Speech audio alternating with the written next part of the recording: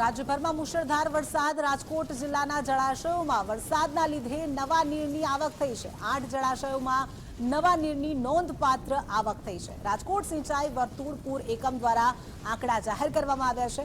ભાદર ડેમમાં અંદાજે 0.56 ફૂટની નીરની આવક નોંધાઈ છે. ફોફળ ડેમમાં 0.39 ફૂટ, વેણુ 2 ડેમમાં 2.89 ફૂટના પાણીની આવક નોંધાઈ છે. આજી 3 ડેમમાં 0.59 ફૂટ પાણીની આવક નોંધાઈ છે, તો ન્યારી 2 ડેમમાં 0.33 ફૂટ નવા પાણીની આવક નોંધાઈ છે. ભારે વરસાદના પગલે તમામ જે ડેમ છે તેમાં પાણીની આવક નોંધાઈ છે. તમામ ડેમ છલકાયા. અત્યારની જો હું સૌરાષ્ટ્રની સ્થિતિની વાત કરું તો અત્યારની કચેરી ટોટલ 83 જેટલા ડેમનો સમાવેશ થાય છે.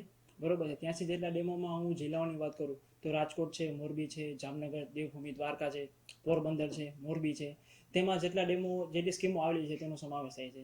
હવે પર્ટિક્યુલર સૌરાષ્ટ્રની સ્થિતિની વાત કરું તો સૌરાષ્ટ્રમાં આપણે અનુક્રમે જામનગર જિલ્લામાં છે 600 ડેમ છે, 1.26 મીટર જેટલી પાણીની આવક થઈ છે, એટલો ડેમની સપાટીમાં વધારો થયેલ છે. તેમજ રાજકોટ જિલ્લામાં છે ભાદર, તેમાં મેક્સિમમ 1.77 મિલિયન મીટર ક્યુબ જેટલી પાણીની આવક થયેલ છે, એટલે કે બહુ સારી એવી આવક થયેલ છે. મોરબી જિલ્લામાં ડેમી 2 ડેમ છે, બંગાવડી છે, મચ્છુ 1 ડેમ છે, જેમાં પાણીની સારી એવી આવક થયેલી જણાય છે. આ ઉપરાંત દેવભૂમિ દ્વારકામાં વર્તુ 2 ડેમ છે, તેમાં પાણીની ખૂબ સારી એવી આવક થઈ ગયેલી છે.